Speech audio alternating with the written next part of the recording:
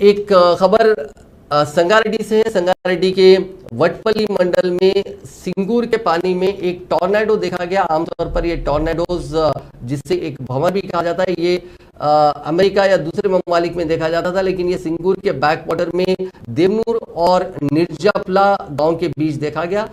लोगों को लगा कि उस टॉर्नेडो की वजह से नदी का पानी उस टॉर्नेडो ने सोख लिया है।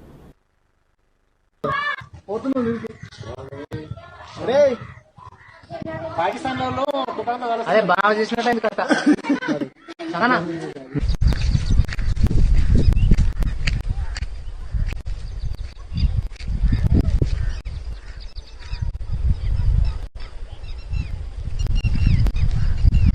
ఏంటమ్మది